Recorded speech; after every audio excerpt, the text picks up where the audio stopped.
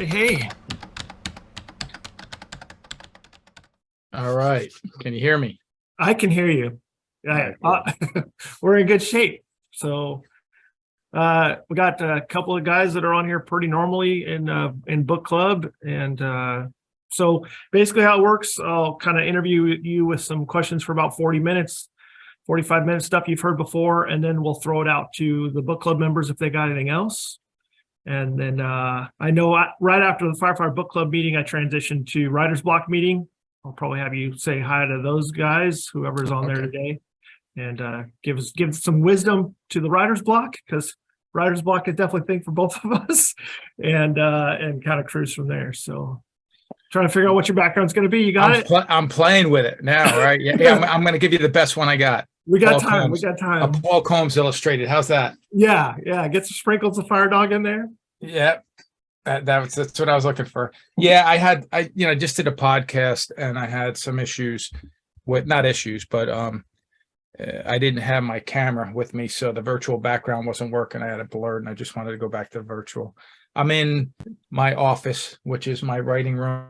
It's my everything room, my writing room, my hangout room, my get out of jail free card room when I'm in jail at home, all that fun stuff.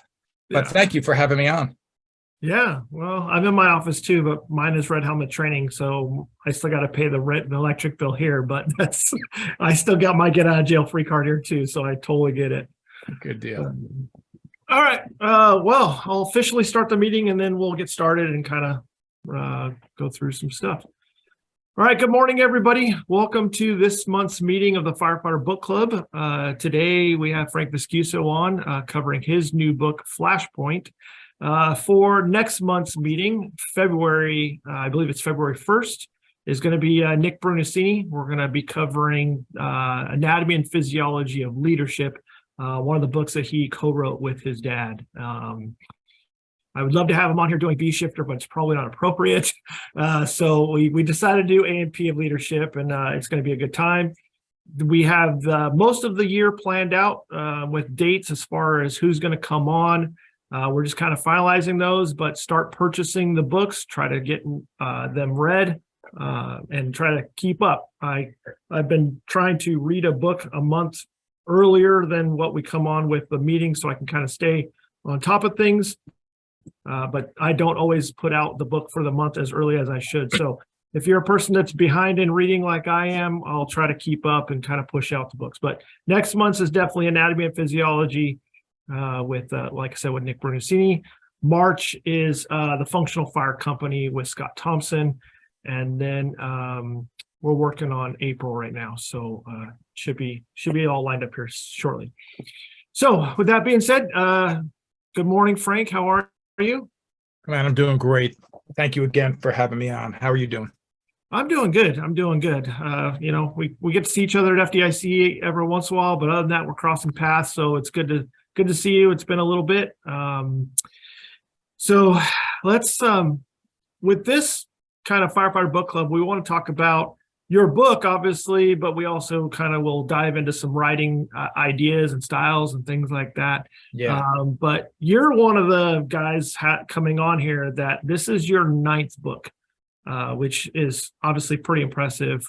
But for those, and we know there's a synopsis of all the books that you've done in the last page of Flashpoint, but there are some members, and we'll be completely honest, of the Firefighter Book Club that don't buy the book early, read it before the meeting.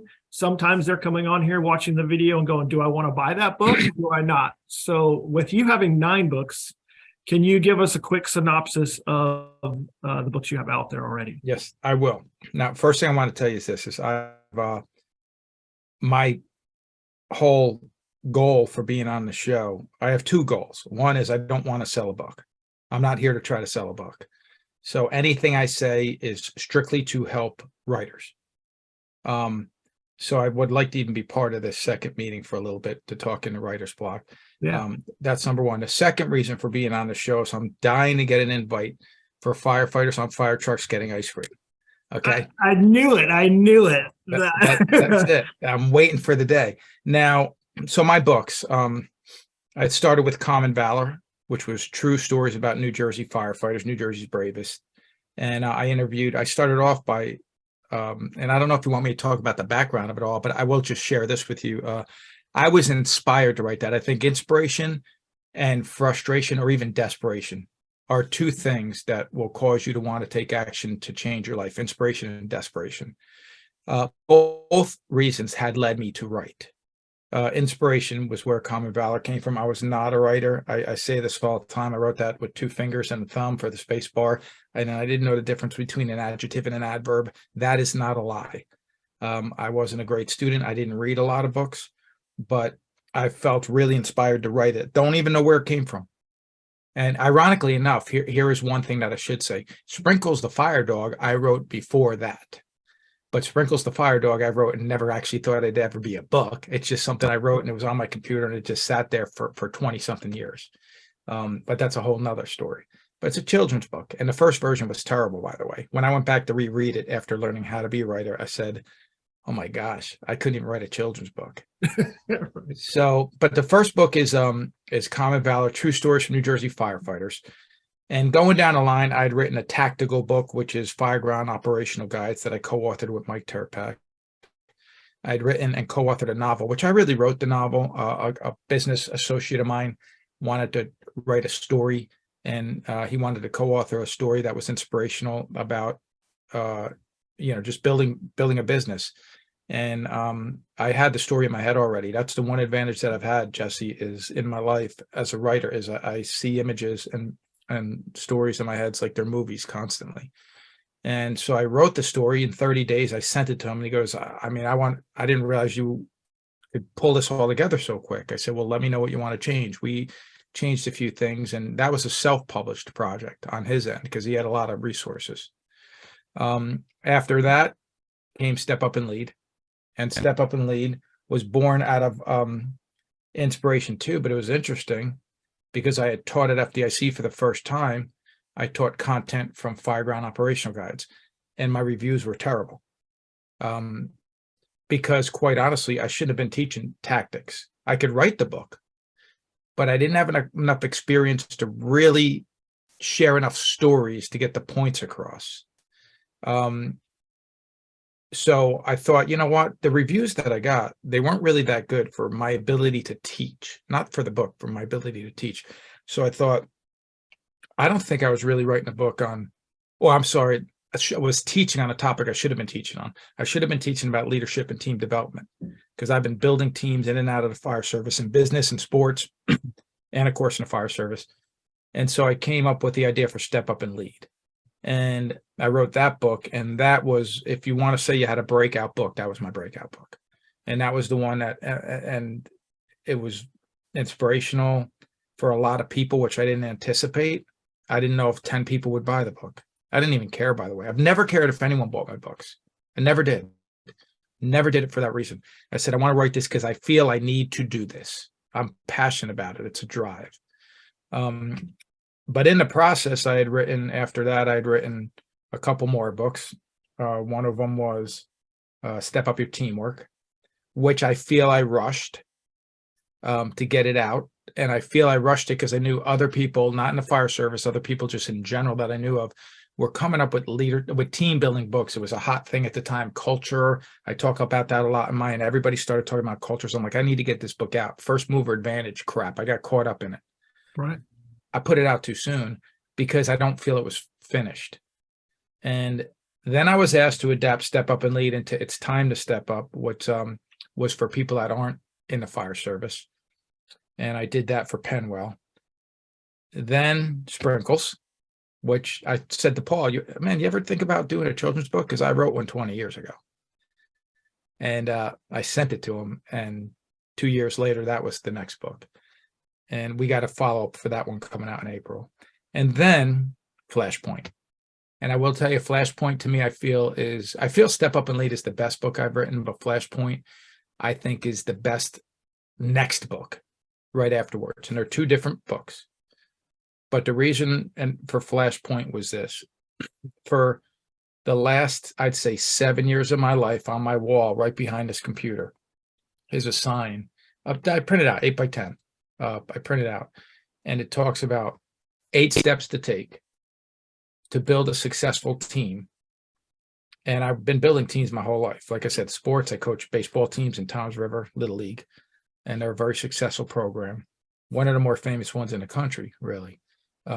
So I don't want to be a guy that comes in and brings that in the wrong direction. We want to keep being a successful program. But in business, I built successful teams in the fire service. And there's always 8 steps I took. And any time that I got kind of caught up and I thought, you know what, I'm doing something wrong. What am I doing wrong? I'd review these steps and I'd say, I know what I'm doing right now. And I would say, I have to adapt. I'm stubborn. I keep doing the wrong things and I'm not adjusting. And in that section in adapting, if you've gotten that far in the book, in that section, I talk a little bit about wrestlers. A wrestler adapts. I talk about this in my class a lot. Think about this. Whether or not you've ever competed in a sport is irrelevant. It's like this with any combat sport specifically. What's the goal of a wrestler? To get a takedown. If you get a takedown, you get 2 points. But after that, you're now in a new position, and the goal is to win the next position. So the guy on top or the girl on top, they want to get back points. They want to turn them over. They want to get riding time.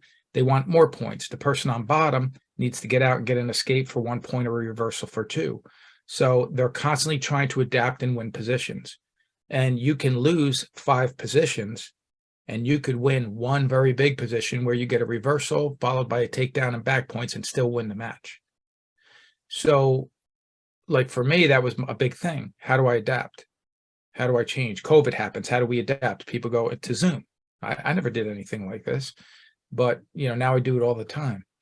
But the point being is this was probably the first time that I'd been following the principles to the letter for so long, saying I'm going to write a book one day on how to do this, and I'm going to call it Flashpoint, and I'm going to relate the stages of teen development to the stages of fire, incipient, growth, fully developed, and decay, and tell people how to get your team to be like a fully developed fire. So it was there for years. And finally, quite honestly, COVID shut my business down. I can't travel. Everything's done. What do? Hey, it's time to write this book. And that's when I put the time into the book. So anyway, that's kind of a long-winded answer, and I apologize for that, but I just wanted to give the synopsis. The point is, there's a tactical book in there. There's a couple leadership books in there. There's a novel in there. I'm working on another novel right now. There's a children's book. I don't look at myself and put myself in a package and say, this is my type of book. I'm staying here. No, what I feel compelled to do, I do. And I don't hold back, and I don't second guess. I do doubt myself. I think anyone does, but I also don't allow the doubt to stop me from going forward. And I think a lot of that stuff you're talking about, there's a ton of questions I have for you in writer's block about that, the writing process and how ideas come about and how you get through the writing process. And definitely in the writer's block meeting, like I said, I have a ton of questions there. Yeah. I'm still trying to figure it out. My first book took 5 years to write it, and I wish I could have done it a lot sooner and faster. But you just never think it's done. You're always adding to it, and eventually you just have to. Okay. Well, see, now I'm the same way, but I remember Robert Kiyosaki, who wrote Rich Dad Poor Dad and a number of other #1 bestsellers in business, and I've read several of his books. And I remember him saying, I went to hear him speak one time, and he said, I had a very good writer criticize my writing, saying, how's this guy a #1 New York Times best-selling author when he can't even write? And I remember Robert Kiyosaki saying, I'm not trying to be a writer. I'm trying to share a message with people that I think can add value to their life. And if I can do that and they find value, I'm happy with that. If I could have said it better, well, hey, then I would have made my living as a writer. But no, I'm just trying to get the information out there to people. And I will be an imperfect #1 best-selling author rather than a perfect author who's never sold 20 books. And I thought, I get it. I get that. What he's basically saying, and that's chapter 3 of my book, take action. Go, and don't worry about it being perfect. If I waited for it to be perfect, Jesse, I'd still be working on my first book too, right Yeah. now. And like I said, I got a ton of questions there, but let's dive into your book. So for me, this was a great find and a great read. I'm glad that it came out when it did, because my book, I kind of do some of that same stuff. I'm applying fireground terminology to dealing with employees, and I learn a lot of leadership stuff. So I'm reading your description of how you go through the team building phases. I'm like, oh, Tuckman stages of development. I know the forming, storming, but applying it to the fireground terminology was huge for me, because I'm like, okay, that makes sense. It's easier to take that from the known to the unknown and kind of drag it along through Right. that. So the first part of it is, like you said, you're building a team, and your team goes through the stages of development. So for those members that haven't read the book or whatever, walk us through going from the incipient stage, and then obviously possibly the decay if you're having some issues. Yeah. Well, again, imagine that your team is the fire. So if your team is the fire, you want to be fully developed as the goal, but the growth stage is obviously a good place to be also. So incipient is when a new team comes together and they're with the intentions of accomplishing a goal. I don't really spend time when I do fire seminars talking to firefighters about how to get out of the incipient stage, because none of them are there. Incipient is a new business, a new startup. Or, hey, here's a brand new fire company that just started to cover a new district that was previously covered by a county department. Okay, you might be incipient. I've only worked with 2 of them over the course of 12 years, so it's rare. Now, the next stage is very common. And what I find is teams are, for the most part, in this growth stage. And the growth stage is where results start to happen. That's where we start figuring things out. How do we do this? Let's see if this SOP is it working. And I'm relating this now all to the fire services. Are our SOPs working? Is our equipment operating properly? Did this system work? Did we advance the hose line the right way? Is this a better lay, or is that a better one, or a carry, or whatever it may be? Should we carry a hose cannon if it's an investigation or not? Is this a better tool? What about your thermal imaging camera? Do we turn it? And you're figuring everything out. But the problem with the growth stage, if there is one, is that's where conflict occurs, because people have different ideas. Well, I think we should do it this way. Well, why would you carry that tool? And why are we doing it this? Why are we buying this piece of equipment when we really need this? And disagreements are part of life. And I don't even think, when it comes to conflict could be the result of clashing personalities and belief systems. You have your beliefs, where you were born, where you were raised. You have your favorite sports teams. You probably attend a specific church, or this is your religion. This is your belief system in general. I have mine. And mine may be completely polar opposite of yours. You voted this party, I voted that party. We can't let that stuff get caught up in what we're here for, especially in the fire service. We're not here to determine who's worth saving and who's not. So we shouldn't get caught up in wasting our time focused on that when we could be focusing on getting better. Now, to get past that growth stage, you have to deal with conflict and understand this again. Conflict doesn't have to be a bad thing. It could be clashing personalities and belief systems. It could be the dinosaur philosophy of change is not good, meaning, hey, we already have this is the way we do it. Kids, sit down and shut up. Or it could be just something that is miscommunication. We have to learn how to deal with conflict. There's 3 ways people typically deal with it. 2 ways don't work. One is they ignore it. And if you ignore it, that's like ignoring a small fire. It's not going out. It's going to grow. It's going to intensify. It's going to burn down a house. So ignoring it doesn't work. You have to deal with it. So in the book, we talk a little bit about, especially in Step Up and Lead, that's where I even more so talk about how to deal with conflict and conflict resolution. But I touch on it in Flashpoint as well. The second way people typically deal with it is they fight it out. So you can ignore it. That doesn't work. You could fight it out. If you fight it out, that doesn't work in a workplace. But here's the problem with society, and I've been if there's any direction I go in that might sound like it's a little political in my classes, this is the only thing I say. I feel that we're going in a wrong direction, not party-wise, not saying this party's better than that one, politics in general. I feel that career politicians on all sides are trying to train us through social media and through mainstream outlets and media, trying to train us to hate or fear the opposing point of view. They figure if we can hate or fear the opposing point of view, that gets more embedded into their ideology, and we're going to vote that way with even more conviction. When I want to be inspired, I'm a person that wants to be inspired, and I don't want to run off fear. So I don't think fighting it out is right, because not in the workplace, because you have a clear winner and a clear loser. Now, I'm not saying, look, this person's not following the SOPs, so it's okay. Don't worry. I don't want any conflict. No, you're not following the SOPs and I'm leading a team. Well, we're going to have to deal with that.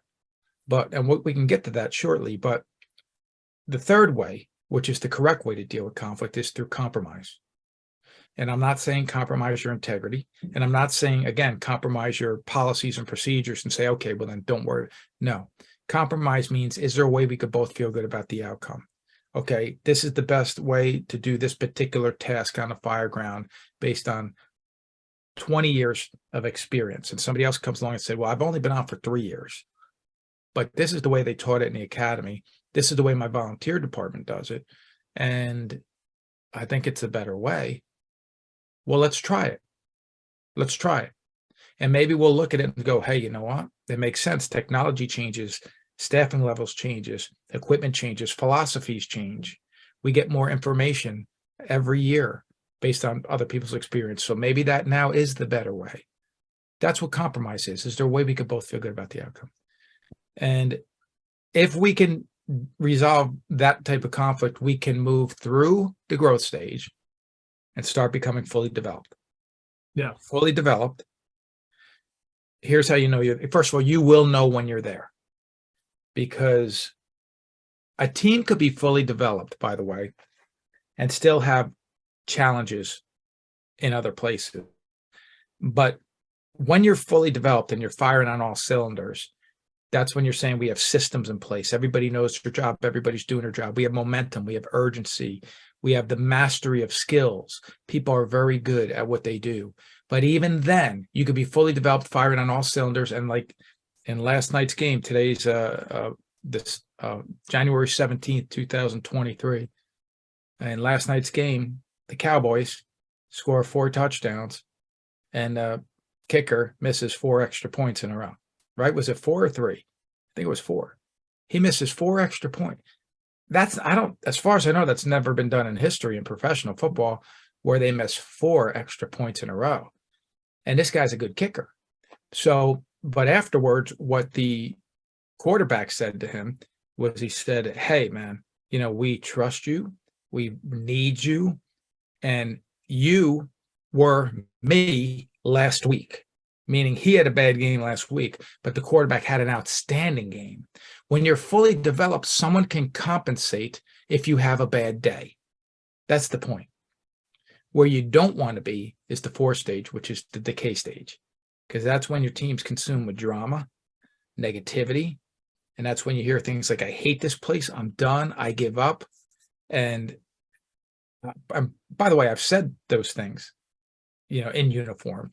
Anytime I go to and I speak and I say, has anybody ever said, I give up, I hate this place, 3 more years, I'm out of here? Almost every hand in a room goes up. We all have those moments. We all have our bad days and our bad moments. But drama is an indication that your team's not connected to meaningful goals. Because if your team can get refocused on goals, you move right from the drama stage immediately into the growth stage again. So growth and fully developed, that's where you want to be. Drama is not where you want to be. Incipient, you're probably not there unless you're brand new. And that's a summary of what they are. The purpose of the book then from there is to say, what steps do we need to take to become fully developed? Yeah. Well, and you kind of talked about that decay stage, the drama and all that kind of stuff. And one of the things I kind of cover in the Strategy and Tactics for Employee Fires book is just those hazmat stations that you work out, those toxic environments where everybody's just like that. And I try to avoid hazmat stations at all costs. Like, it's kind of a running joke in my fire department. It's like, how many hazmat stations do we have in my department? It's like, oh, we have 2 hazmat stations, station whatever and station whatever. And I go, no, there's like 5 or 6 toxic environments that I don't like to be around. Yeah. And I will avoid those stations because they're all drama all the time. And so Well, I mean, that sounds really good. And I have not read your book yet, but that sounds really, I'd love to dive into that. well, and one of the cool things that I was reading in your book, and it's funny how there's a ton of ideas out there, and you're like, yeah, I had the same exact sentencing. I read the toxic people, and you talked about time distance shielding like a hazmat, and I was actually just doing a presentation at a fire department not too long ago. And we were talking about hazmat stations and the toxic environments, and one of the students asked me like, okay, so this fire station that I do work at currently is one of those hazmat stations. How do I deal with it? And the funny thing is, I hadn't even got to that chapter in your book yet. And I said, it's just like a hazmat, time, distance, shielding. And it's just, like I said, reading your book, I was like, it connected to some of the stuff as far as the thought process and all those things. And so it was really cool for me.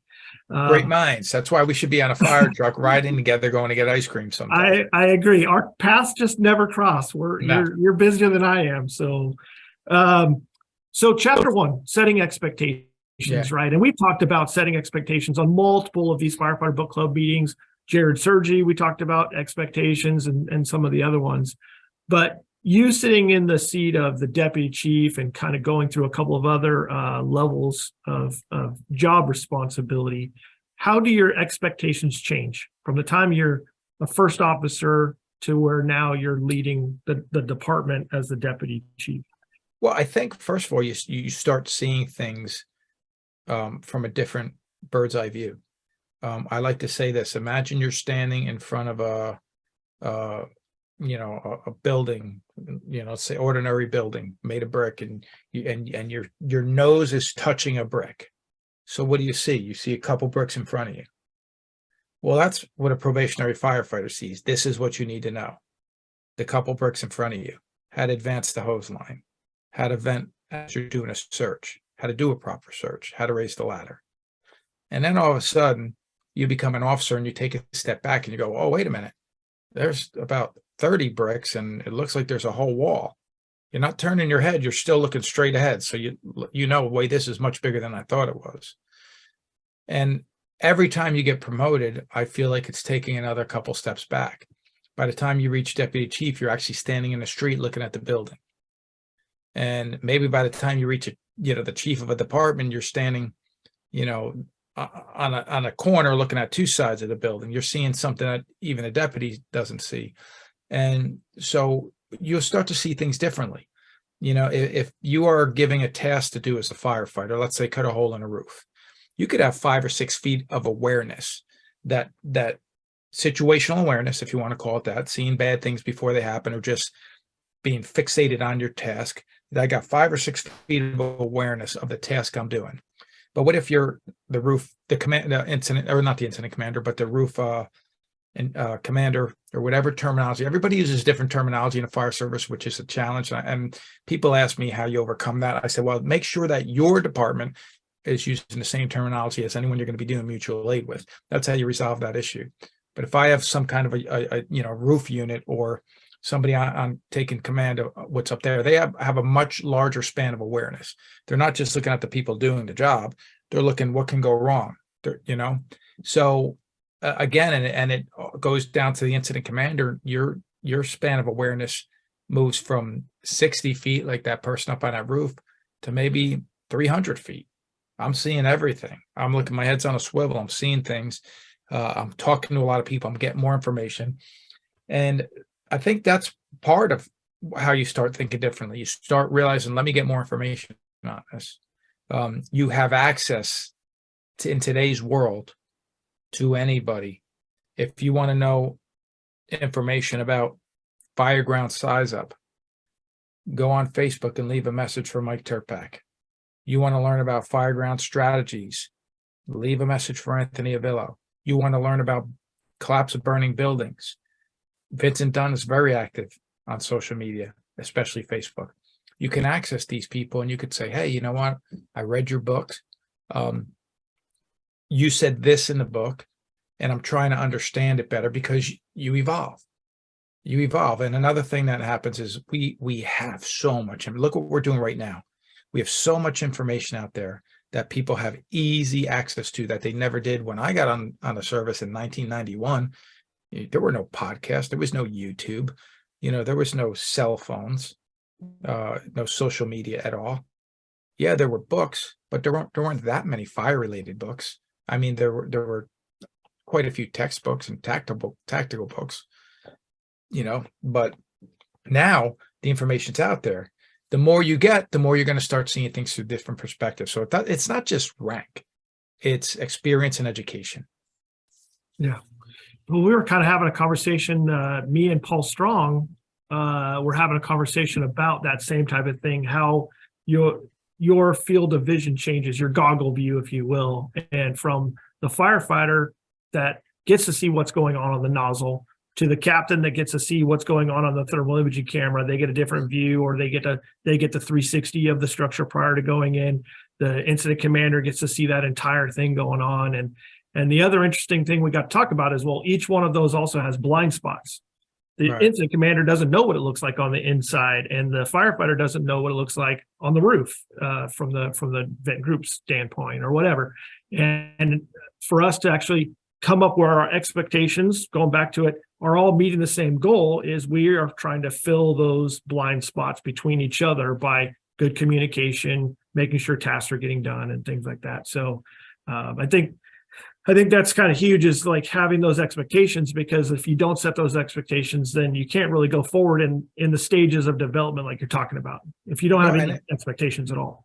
You're right. And it's actually what I said previously is, drama is an indication your team's not connected to meaningful goals, meaning this: what are we trying to accomplish? There has to be something you're aiming for. And it's easy. We all want to be good in the fire service. You want to be good at your job. That's what does that mean? So let's talk about it. I've had some really good discussions with people that I work with and said, what are we here for? What's our intent, and what kind of experience do we want people to have with us when they do meet us at an incident, when they're having their worst moment? And there were certain things that we would talk about, and one of them was that we wanted to be a better version of the team we were every time we got together than what we were the last tour, and that takes effort. You'll also know this, that people go, and I've learned this in business more than in the fire service.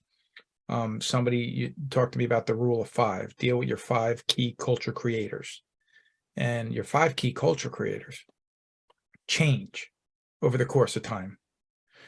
Culture creator is someone who has the ability to influence other people. So if you're like, hey, this is the direction we want to go, and we're setting expectations.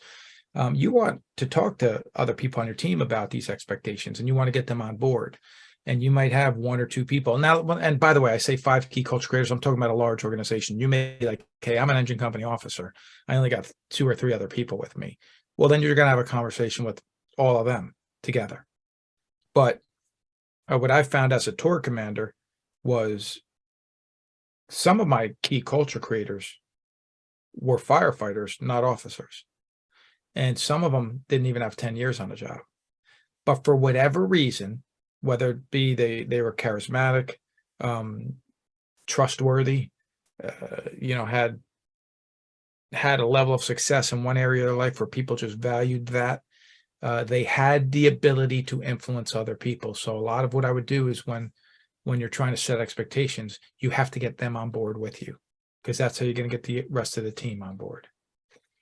So that's just a little bit about but expectations are important. Without them, it's a simple analogy. Get in the car, start driving, know that you have about 45 minutes left of fuel in your vehicle, and you have to get to a destination, but you don't know where to go. Okay, so I got 45 minutes to get somewhere. You're going to be driving around for 10 minutes before you figure out where to go, and now you just wasted 10 minutes. And now it's going to be harder to get wherever it is that you wanted to go because you didn't know where you wanted to go. The point is, sit down and say, where do we want to go? Map it out. And if you don't know, have that conversation with your members. Say, hey, what do you think? We're not doing that. We need to start doing it, and in order to get a better result at providing great service to the community we serve, and start open communication. It's the key, communication. Yeah.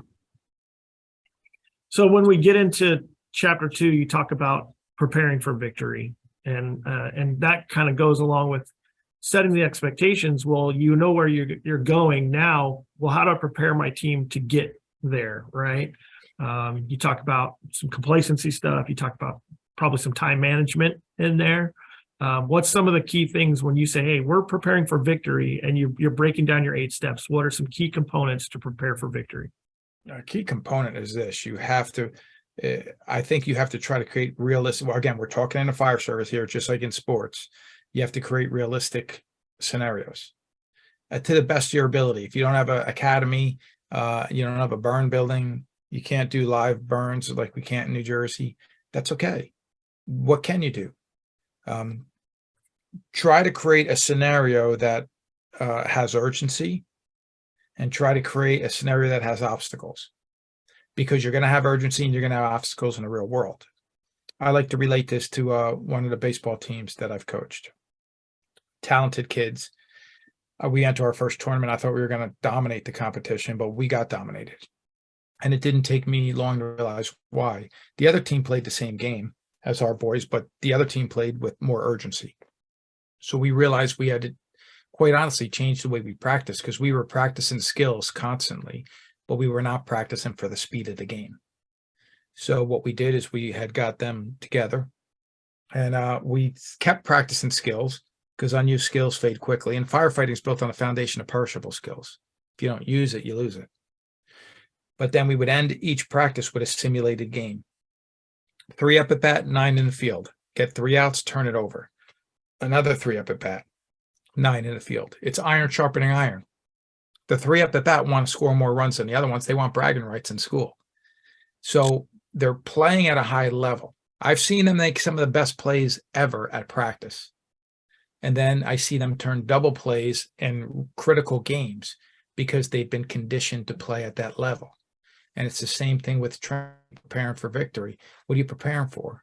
I had the honor of sitting with Marcus Luttrell from Lone Survivor just a couple months ago in his house with his brother and him, and Morgan, who's also former Navy SEAL. And we talked just about this, about preparing. And here's something that I think is very important to understand. If you think you're ready for anything, you're fooling yourself. None of us in this industry are ready for anything. And again, I don't know if I even should be staying on talking about this from a fire perspective, because I talk about this business in general, but take Sully landing a plane on the Hudson River, for example. There's no way to train to land a plane on water. They don't say, hey, today we're taking a commercial airliner, we're going to fill it with 126 people, and you're going to land it on the Hudson River. You don't train for that. There's no way to do it. What he did train to do is remain calm in the face of adversity. And that's what preparing for victory is all about. Preparing for the things you're likely to see. If you're in customer service, I tell people in the customer service industry, you have to prepare to deal with somebody who's very unhappy with your service. So put yourself in that frame of mind. When I first became a deputy chief, I have an hour and 10-minute drive from where I live to where I work. I would drive there. I would think of a building in town, and I would say, okay, on Elm Street, 2.5 story frame. Imagine I got fire on Division 2. I'd be driving to work, and I'd be given my initial radio report. Deputy 3's on the scene, 126 Elm Street, 2.5 story frame. I got smoke showing from Division 2. Deputy 3's establishing command. I would go through the process of saying it. So when I show up at the fire scene, I'm not looking at this building with a deer in the headlights look on my face going, oh, I can't remember what I'm supposed to say. Why? Because I never said it before, except in maybe an assessment center. No, prepare. And then when something happens, your subconscious mind is saying, we've been here before. And I believe this, Jesse. I do believe you have to envision success, whether it be in sports, in business, or on the fire ground. You have to envision being successful. You have to envision everybody operating like they've been there before. Otherwise, they won't. And then you have to train and say, okay, now we know. Again, it comes back to setting expectations. This is the expectation. I know what we want. I know what we're going to get. Now let's get there. And if I could move right into step 3 real quick.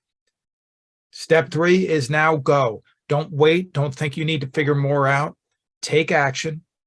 Because if you don't take action, nothing happens without action. And when I was writing the book, this is probably something we could talk about and on the writer's block. When I'm writing the book, I get to chapter 3, and I wrote this in there that I had about probably, I don't know, 8, 9, 10 pages, maybe 12 pages. I can't remember exactly how many written for chapter 3. And I did not like what I wrote because I thought, well, most of this could fit into chapter 2. And I feel like I'm being redundant because I already said this. Now I'm saying it a different way. And I struggled. And I'm talking to my wife about it, going, I'm struggling with chapter 3 more than any other chapter. She goes, well, why? And I told her. She goes, well, what are you trying to say? I said, I'm trying to say go. You already established your expectations. You're already prepared for victory. Now go. You'll learn more by doing than you will by waiting till you have it all figured out. She goes, then why don't you just write go? And I thought, you know what? It's exactly what I'm going to do. Chapter 3 is one word, go. With a summary explaining exactly what I just explained to you, because procrastination is a slayer of confidence, as I say in the book. At some point, you need to take action. And I knew that was going to come up in writer's block. Is we have a chapter that is 2 letters. And for me, it was just obviously 2 word, a word, but it was so profound. It's like, I don't need to explain this to you guys. You know what to do. Just go. And I as a writer myself, I'm like, what did I miss something? And I know that you self-printed this one, and I'm like, did some pages get missed out by the printer? But as I read through, I was like, okay, I got it. That was totally cool, and I loved it. Well, and in all transparency with that, I'm going to tell you something. One of Gary Vaynerchuk's books. One of his chapters in one of his books is one word, care. And he talks about the greatest marketing strategy ever, one word, care. And then it was the next chapter. And in Tina Fey's book, she has, I think, a 1-sentence chapter. It may be 2 sentences, but I think it's 1. And I thought, you know what? You can go, and this probably is good for the writer's block too. You can go in whatever direction you want to go in when you're writing. Yeah, you don't have to say, well, this is the right way to do it. Well, if it's the only and the right way to do it, well, then we'd all be bored with the same format all the time. So every now and then you just got to throw something out there. And it's funny you said that, because somebody took a picture of that chapter and they sent it to me, and they said, hey, they just did this right here. They took a picture of that and they said, hey, I got this. Was this supposed to be in there? I said, yeah, read the chapter recap underneath it. It explains exactly why it's there. Yeah. Well, and it was easy when it's you're doing your own publishing. Like, yeah, maybe I missed a page, but you knew you didn't, and hopefully everybody got that. So yeah. It was awesome.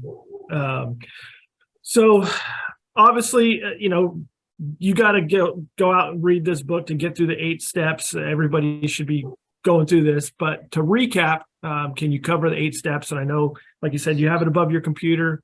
Before we turn it over to everybody else, if they have questions, let's just cover the 8 steps again. Well, the next one is delegate to develop. So we talked about set your expectations, prepare for victory, take action. Delegate to develop means, hey, let me develop. I need to delegate tasks to people to develop people so I have more people to put in certain positions. Because sometimes you might say, I can't delegate. I don't have people that are capable of doing X, Y, Z. Well, you need to prepare them to do the job. And then after we delegate to develop, I have the guts to persist. And why do I have that?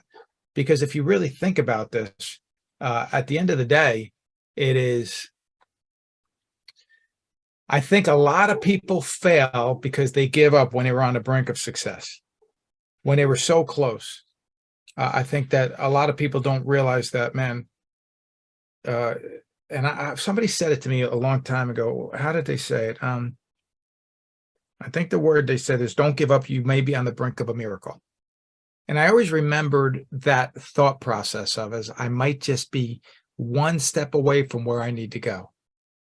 And so have the guts to persist is all about getting through adversity. And then the next step is adapt when necessary, meaning this, okay, so I'm doing everything right, but something's just not working. Well, maybe you need to tweak something.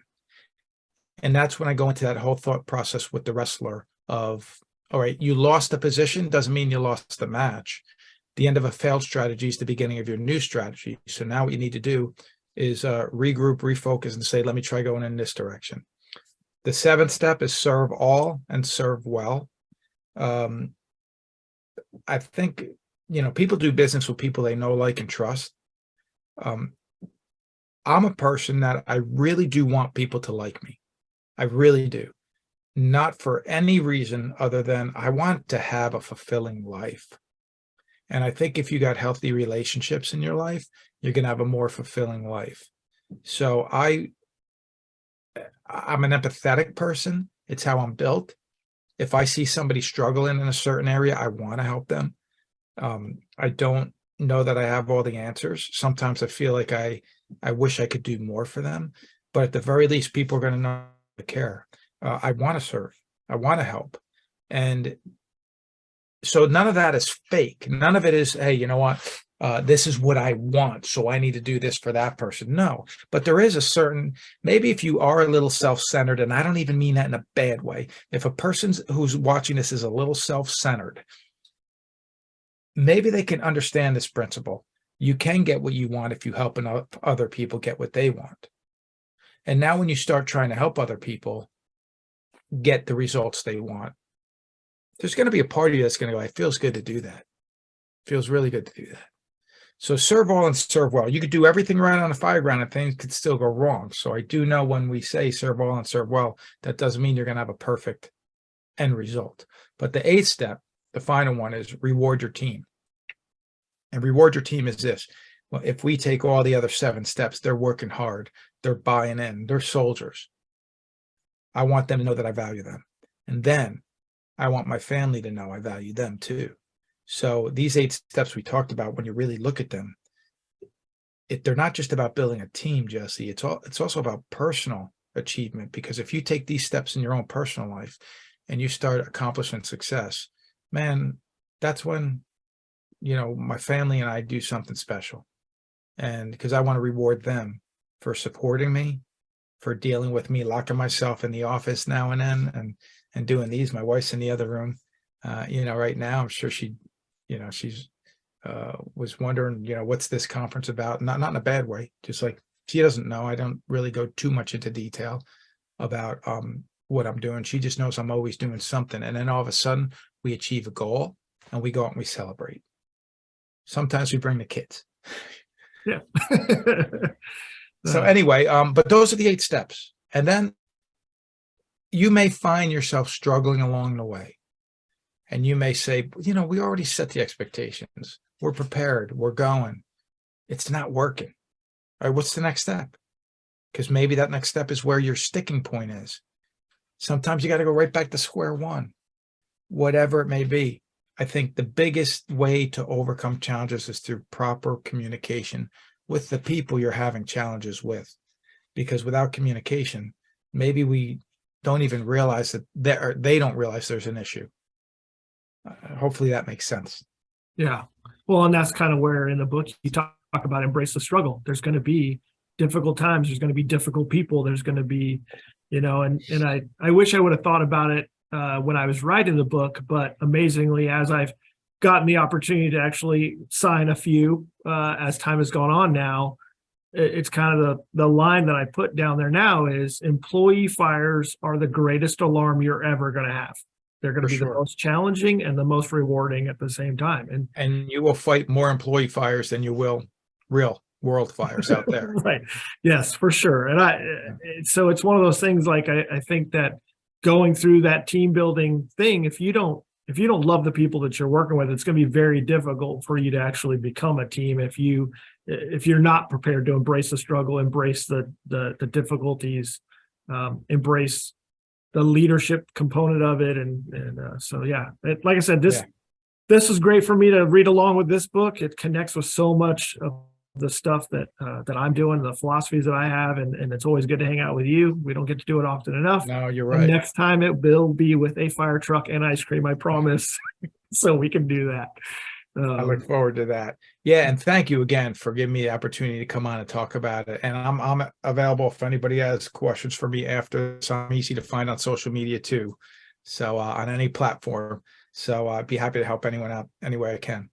Yeah, and I always know that. I know a lot of the guys that we have on here are always willing to help, and whether it's writing a book or helping get on the circuit or just in general, it's really cool to have that network. So I'm going to turn it over to anybody outside that has questions, and we'll wrap up the official meeting here. And again, thanks, Frank, for coming on.